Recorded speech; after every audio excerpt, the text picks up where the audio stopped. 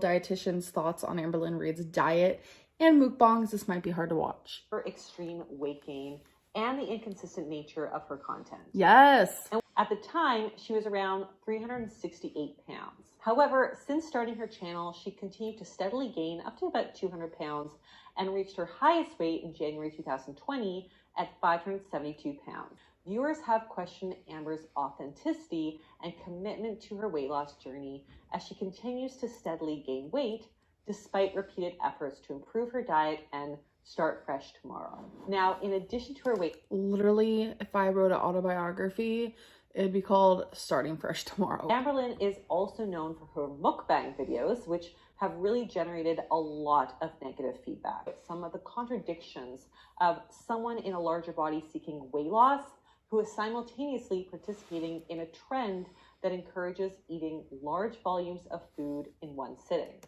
Okay, so when I make my mukbangs, I don't purposely like eat a lot of food. Oh, wow.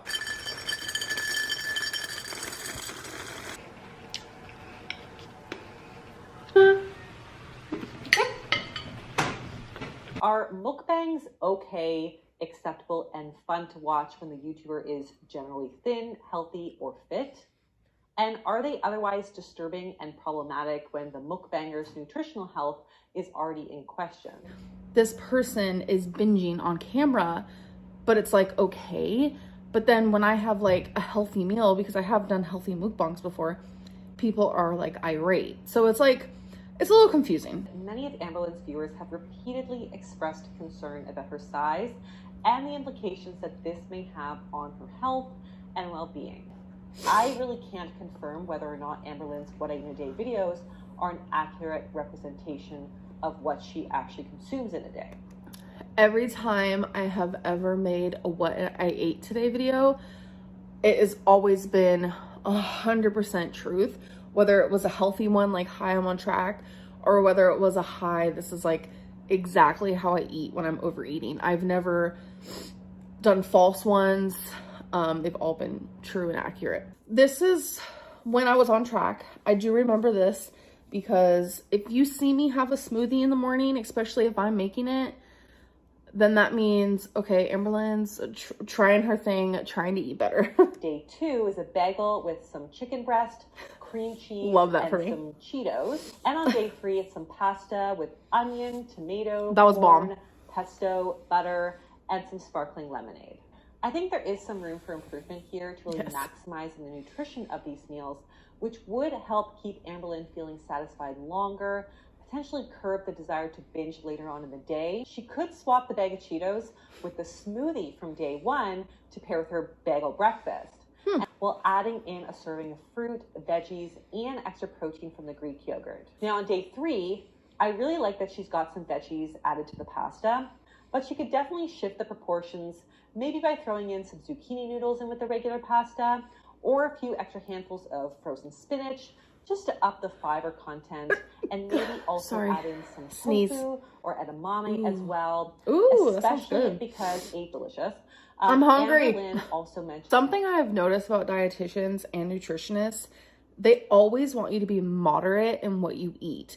Like, they never want you to be super like, okay, just like a chicken breast with broccoli. On day 2, Amberlynn opts for a Luna bar, and while the Luna bar is a great on-the-go snack, it's just not likely going to provide enough fuel to get her through to dinner. I mean, these have less than 200 calories. She could beef this up with like a handful of nuts, a hard-boiled egg, and a piece of toast, or some whole grain crackers, hummus, and cut up veggies. We would want to maybe bump up the fiber and ideally get some plant-based protein into this meal to make it more filling and more antioxidant rich, and also maybe just add a little bit more variety. So we could switch up the veggies or serve it with like a green salad to get our veggie fix. And on day 3, it's a bowl of cereal, then another bowl of cereal, a few spring rolls, and then 6 Oreos. Love that for me. Again, I'm gonna like just assume, could be wrong, she's probably gonna say I should have chose a cereal that is like whole grain or like Special K type of cereal, something like that.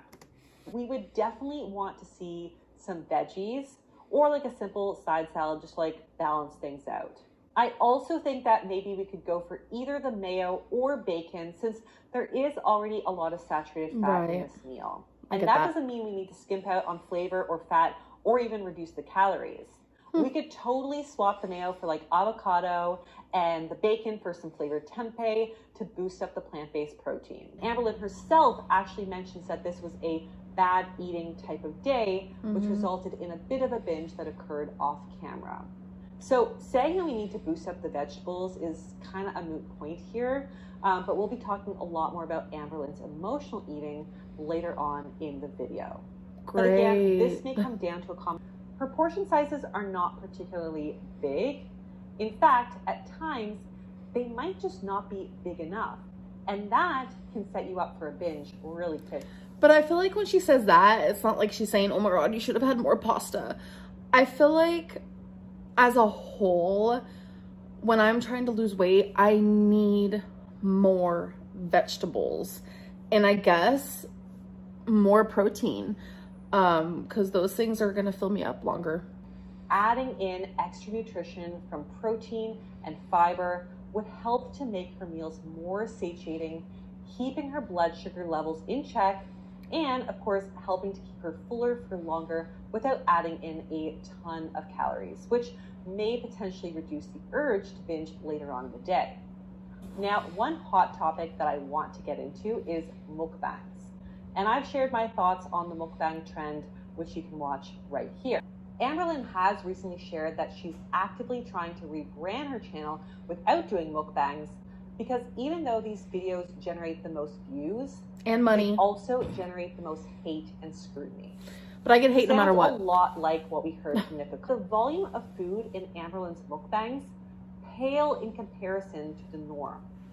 In fact, even though we are seeing some traditional mukbang foods like flaming Cheetos, so Amberlynn's mukbangs are, dare I say, healthier than most YouTubers all in 10,000 calorie challenges. But I feel like mukbangs should be okay if it's like an actual meal that you're gonna sit down and eat, not during a binge, not purposely binging for the camera, not purposely ordering 7 different meals from a restaurant. I feel like if it's a normal meal that you would eat, I feel like that should be okay for anybody.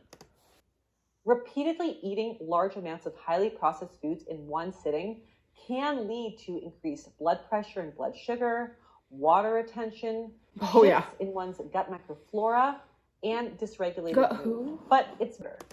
I have talked about this before, and I have said before that tough love does not work on me. If you're supportive and you're positive and you're uplifting, that is the type of energy that I thrive on as a person in any sort of way. And every time I sit here and I'm like, okay, I'm a YouTuber, let's look at the comments, you know, that's important. I get this overwhelming sense to binge. It happens a lot. And I have shared this before, and people always just say, stop blaming us. Stop blaming us. That's just a way to invalidate true psychological damage that you guys are doing to me. And I know a lot of people can also say, get off of YouTube. Get off of YouTube. Why are you here then if it bothers you so bad? I feel like we need to focus on taking out the bad vibe people, taking out the bullying, instead of taking out the YouTuber who's literally just doing their job and doing something that they're passionate about.